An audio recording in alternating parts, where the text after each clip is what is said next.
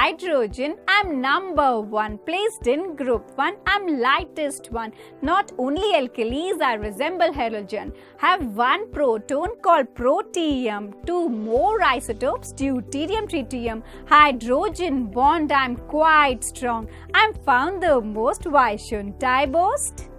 So ये थी properties of hydrogen in the form of a rhyme, जो कि आपको हेल्पफुल रहेंगी इस चैप्टर को अंडरस्टैंड करने में. So let's start with the chapter. Hello learners, welcome to Unfold You, your favorite digital learning platform. I'm Anju Sharma, your chemistry mentor. और आज हम करेंगे हमारा 9th chapter which is hydrogen. Hydrogen पूरे periodic table में सबसे छोटा element है. इसका एटॉमिक नंबर है 1 और सबसे पहले इसी को प्लेस किया जाता है. आज हम पोजीशन ऑफ हाइड्रोजन की बात करेंगे कि किस तरह से जो हाइड्रोजन की पोजीशन है पीरियोडिक टेबल में अभी तक वो थोड़ी सी एनोमलस है. लेकिन हम स्टार्ट करते हैं कि हाइड्रोजन हमारे एटमॉस्फेयर में कैसे हमें मिलता है. सो अकरेंस ऑफ हाइड्रोजन में हम करते हैं कि ये सबसे अबंडेंट एलिमेंट है पूरे यूनिवर्स में. 70% जो है टोटल यूनिवर्स का mass that is made up of hydrogen. And the third most abundant element on the surface of the earth is also hydrogen. Unique position of hydrogen का ये मतलब है कि जो हाइड्रोजन है उसकी प्रॉपर्टीज 2 ग्रुप्स के साथ रिजेंबल करती हैं, ग्रुप 1 के साथ और ग्रुप 17 के साथ. इसकी वजह से ये कंफ्यूजन था कि हाइड्रोजन को प्लेस कहाँ किया जाए. तो सबसे पहले हम देखते हैं कि हाइड्रोजन किस तरह से एल्कली मेटल्स के साथ रिजेंबल करता है. एल्कली मेटल्स हम बोलते हैं ग्रुप 1 एलिमेंट्स को. ग्रुप 1 एलिमेंट्स की लास्ट शेल में 1 इलेक्ट्रॉन होता है. वैसे ही हाइड्रोजन के पास टोटल 1 ही इलेक्ट्रॉन होता है और वो उसकी फर्स्ट शेल कह लो या लास्ट शेल कह लो, एक ही शेल है उसके पास. सो 1 इलेक्ट्रॉन होने की वजह से लास्ट शेल में इनकी प्रॉपर्टीज, हाइड्रोजन की जो प्रॉपर्टीज हैं वो एल्कली मेटल के साथ रिजेंबल करती हैं. So its position is anomalous like I told you. तो ये जो ग्रुप 1 है हमारे पास lithium, sodium, potassium, rubidium, caesium और फ्रेंशियम ग्रुप 1 के मेंबर्स हैं. इसके ऊपर हाइड्रोजन को प्लेस किया गया है. लेकिन ये जो ग्रुप 17 है, fluorine, chlorine, bromine, iodine, hydrogen की काफ़ी प्रॉपर्टीज़ इसके साथ भी रिजेंबल करती हैं. तो यही कन्फ्यूजन था कि इसकी प्रॉपर्टीज़ के साथ अगर इनको मैच किया जाए तो इसे ग्रुप 1 पे प्लेस करना चाहिए या फिर ग्रुप 17 के ऊपर. Then resemblance with alkali metals. कौन सी ऐसी प्रॉपर्टीज़ है हाइड्रोजन की जिसकी वजह से वो एल्कली मेटल्स से रिजेंबल करता है. सो फर्स्ट पॉइंट है उसकी इलेक्ट्रॉनिक कॉन्फ़िगरेशन. लाइक उसमें भी s ऑर्बिटल में 1 इलेक्ट्रॉन है. जो हाइड्रोजन है, हाइड्रोजन की कॉन्फ़िगरेशन है 1s1 और जितने भी एल्कली मेटल्स हैं उनकी general electronic configuration is ns1. Like lithium is 2s1, last shell की configuration, then sodium is 3s1, potassium is 4s1. तो last shell में सबके s में 1 इलेक्ट्रॉन है. This is similarity to the alkali metals. Then second similarity is its electropositive character. क्या होता है electropositive character? कि कोई भी एलिमेंट कितना इजीली अपने लास्ट शेल के इलेक्ट्रॉन को लूज कर सकता है. तो हाइड्रोजन और जो एल्कली मेटल्स हैं वो अपने लास्ट शेल के इलेक्ट्रॉन को बहुत इजीली लूज कर सकते हैं, जिसकी वजह से वो इलेक्ट्रोपॉजिटिव हैं नेचर में. Then is valency and oxidation state. Valency का मतलब है कंबाइनिंग कैपेसिटी, कि कितना कंबाइन करने की कैपेसिटी है. वो भी वैलेंस शेल के इलेक्ट्रॉन्स पे डिपेंड करता है. अब हाइड्रोजन की वैलेंसी भी 1 है और जितने भी एल्कली एटम्स हैं उनकी भी लास्ट शेल में 1 इलेक्ट्रॉन होने की वजह से उनकी वैलेंसी भी 1 है.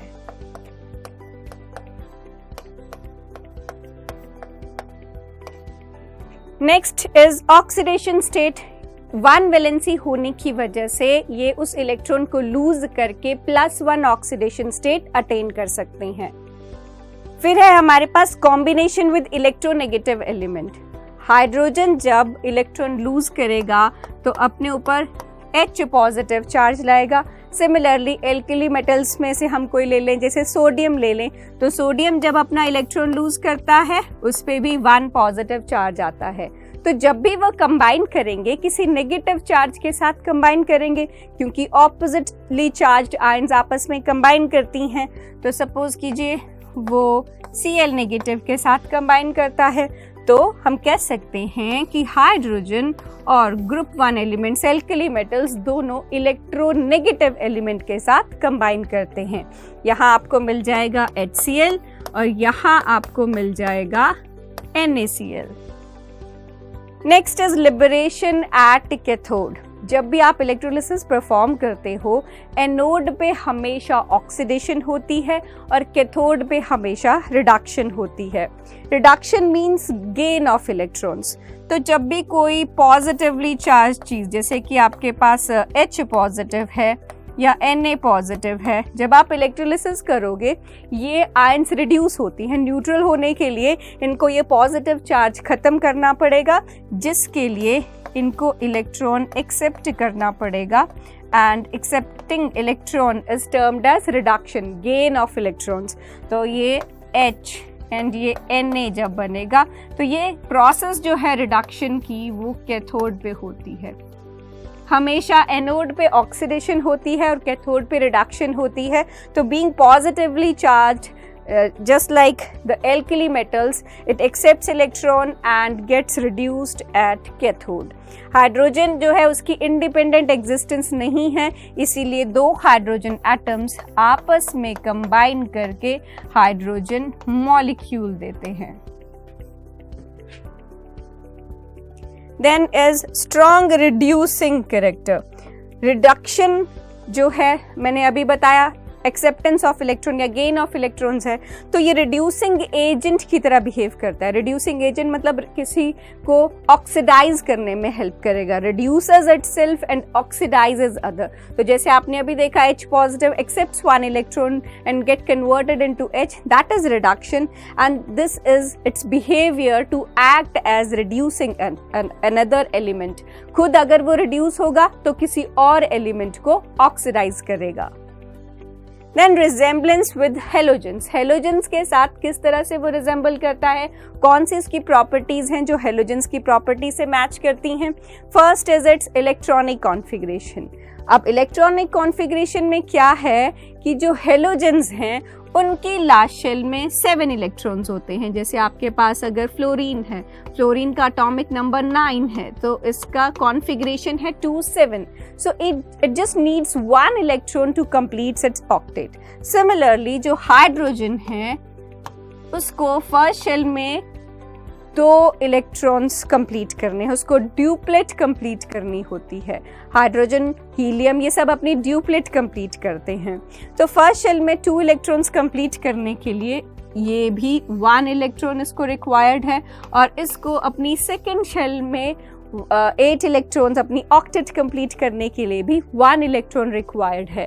सो ये सिमिलैरिटी है इनकी कॉन्फ़िगरेशन में कि इनकी जो लास्ट शेल है उसमें 1 इलेक्ट्रॉन की कमी है, जिस वजह से इनकी कॉन्फ़िगरेशन को भी सिमिलर कहा जाता है। Then is ionisation enthalpy.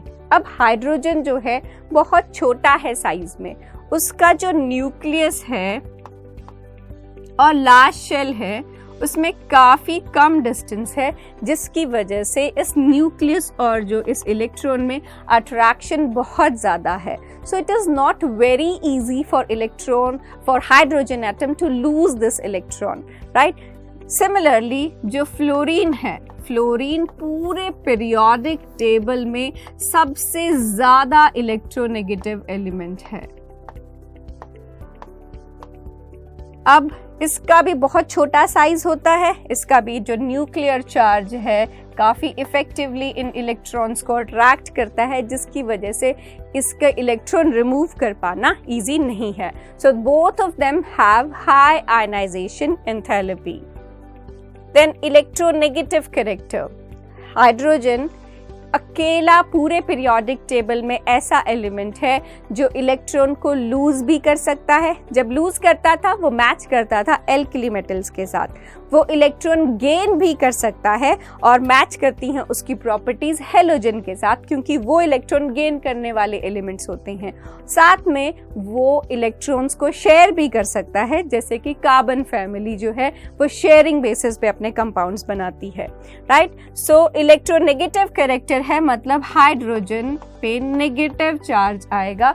कब आएगा ये? जब वो किसी मेटल एटम के साथ कंबाइन करेगा, and such compounds are named as hydrides.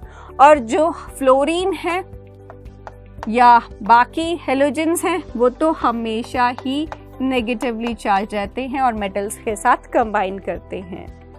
Oxidation state, तो क्या ऑक्सीडेशन स्टेट आप देख रहे हो? -1 ऑक्सीडेशन स्टेट हाइड्रोजन पे भी, और -1 ऑक्सीडेशन स्टेट ही सबसे कॉमन है हेलोजेंस में भी। Then comes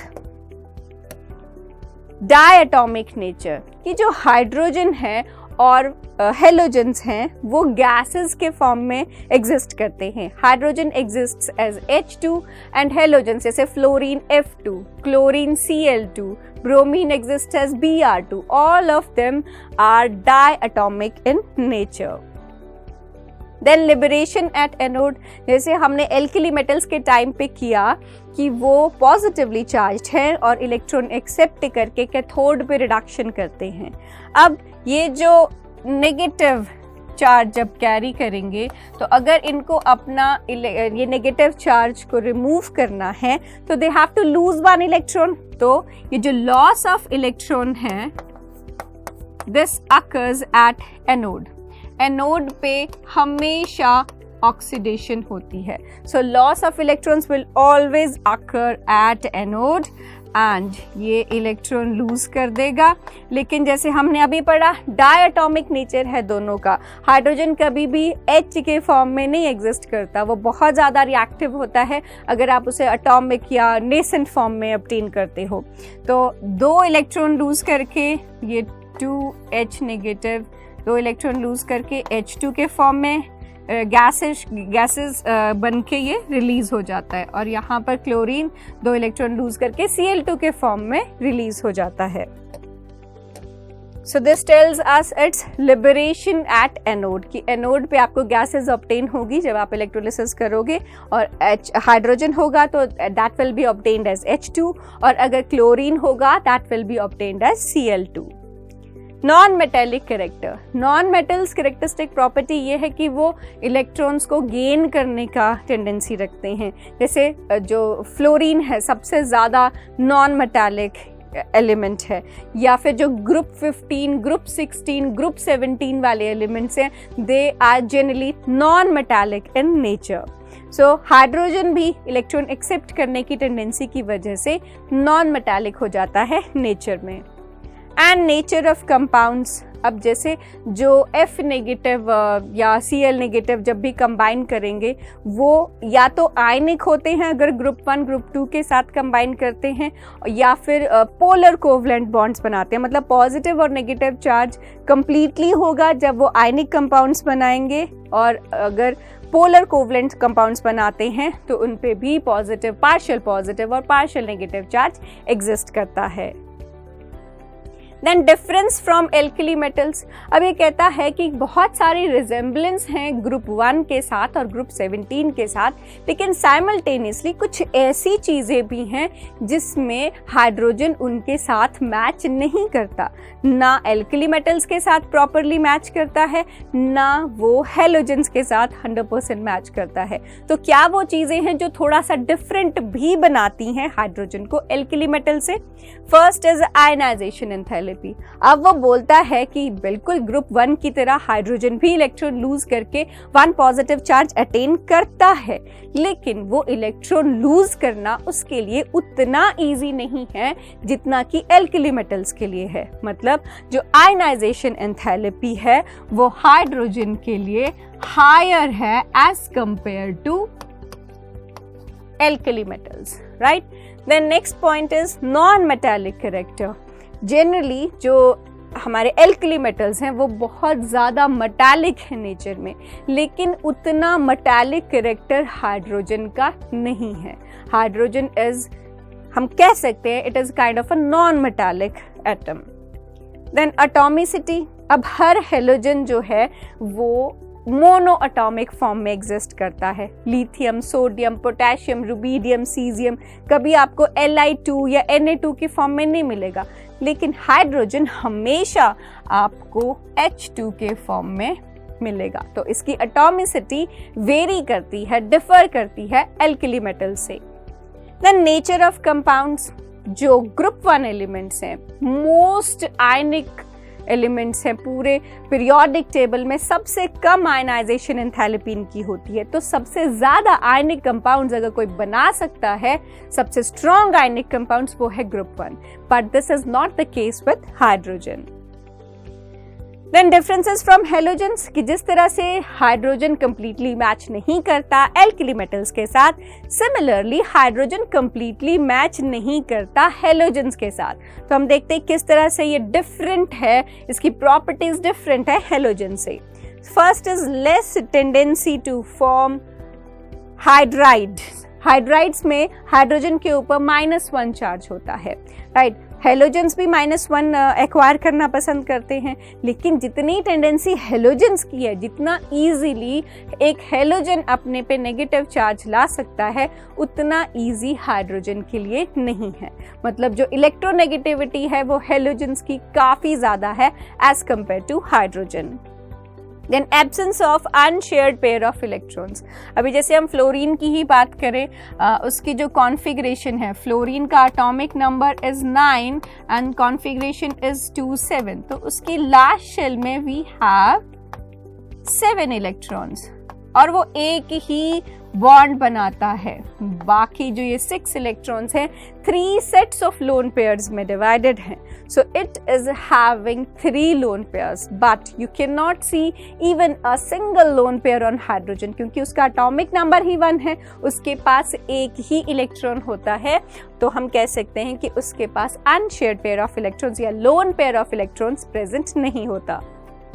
then nature of oxides, जितने भी मेटल्स हैं वो बनाते हैं बेसिक ऑक्साइड्स, जितने भी नॉन मेटल्स हैं वो बनाते हैं एसिडिक ऑक्साइड्स, लेकिन जो हाइड्रोजन है उसकी जो सबसे फेमस ऑक्साइड वाटर हम बनाते हैं H2O, that is neither acidic nor basic. Again ये एक डिफरेंस हो गया जो कि इसको मेटल से भी और नॉन मेटल से भी डिफरेंशिएट करता है। ग्रुप 1 से भी डिफरेंट और ग्रुप 17 से भी डिफरेंट होते हैं इन नेचर ऑफ ऑक्साइड्स में। जो मेटल्स ग्रुप 1 वाले बेसिक ऑक्साइड्स, ग्रुप 17 वाले बनाएंगे एसिडिक ऑक्साइड्स और हाइड्रोजन बनाएगा neutral oxide. Isotopes of hydrogen. Isotope किसको बोलते हैं? आइसोटोप होते हैं एक ही एलिमेंट के एटम्स जिन सब का एटॉमिक नंबर सेम होता है, लेकिन उनका मास नंबर डिफरेंट होता है। हाइड्रोजन के 3 आइसोटोप्स हैं, प्रोटियम, ड्यूटेरियम और ट्रीटियम। इसमें सबका एटॉमिक नंबर सेम है, नंबर ऑफ प्रोटॉन्स उसमें सेम होते हैं, लेकिन नंबर ऑफ न्यूट्रॉन्स डिफरेंट होने की वजह से वो उनका मास डिफर कर जाता है और उनको आइसोटोप्स का नाम दिया जाता है। जैसे अगर हम यहाँ पर बात करें, एटॉमिक नंबर सबका 1 है क्योंकि हाइड्रोजन का एक ही एटॉमिक नंबर असाइन होता है। प्रोटॉन सबके पास 1 है, लेकिन न्यूट्रॉन, इसके पास न्यूट्रॉन 0 है, इसके पास 1 न्यूट्रॉन है और इसके पास 2 न्यूट्रॉन्स हैं। जो न्यूक्लियस है, न्यूक्लियस में हमारे पास प्रोटॉन के साथ साथ न्यूट्रॉन भी होता है and this gives you mass number. This is the mass number and this is the atomic number. atomic number को हम Z से रिप्रेजेंट करते हैं और मास नंबर को हम A से रिप्रेजेंट करते हैं। So we can say that isotopes are different forms of the same element which have the same atomic number but different mass number. atomic number उनका सेम होगा लेकिन mass number different होगा। Protium और ordinary hydrogen is the first isotope, second is deuterium जिसको हम heavy hydrogen भी बोलते हैं, प्रोटियम को हम H से और ड्यूटीरियम को हम D से डिनोट करते हैं, and third one is tritium जिसको हम T से डिनोट कर सकते हैं। And these are its diagram. अब प्रोटियम में आपके पास एक इलेक्ट्रॉन है और आपके पास कोई न्यूट्रॉन आपको न्यूक्लियस में नहीं दिख रहा, एक प्रोटॉन दिख रहा है। जो ड्यूटीरियम है उसके पास एक प्रोटॉन है और एक न्यूट्रॉन है, जिसकी वजह से उसका मास बन जाता है 2। इसका मास है 1 because of just 1 proton, no neutron. इसका मास है 2 और ट्रीटियम का मास है 3, एक प्रोटॉन और 2 न्यूट्रॉन के साथ। आज हमने किया हाइड्रोजन की पोजीशन पीरियोडिक टेबल में कि कहाँ पर उसको प्लेस कर सकते हैं। उसकी जो प्रॉपर्टीज हैं वो ग्रुप 1 और ग्रुप 17 दोनों के साथ मैच करती हैं, जिसकी वजह से उसकी पोजीशन अभी तक एनोमलस है, लेकिन सबसे छोटा होने की वजह से उसको ग्रुप 1 के ऊपर रखा गया है। अदरवाइज उसकी काफ़ी प्रॉपर्टीज हेलोजन से भी मैच करती हैं। आइसोटोप्स की बात करें तो हाइड्रोजन के 3 आइसोटोप्स हैं, प्रोटियम, ड्यूटीरियम और ट्रीटियम, जिसमें से जो ट्रीटियम है वो रेडियो एक्टिव होता है और काफ़ी रेडियो एक्टिव टेक्निक्स में, ट्रेसर टेक्निक्स में हमारे को काम में आता है। तो इसके साथ ही हमारा ये पार्ट खत्म होता है। हम नेक्स्ट पार्ट में मिलेंगे with preparation of hydrogen. Till then keep learning, keep revising. Thank you.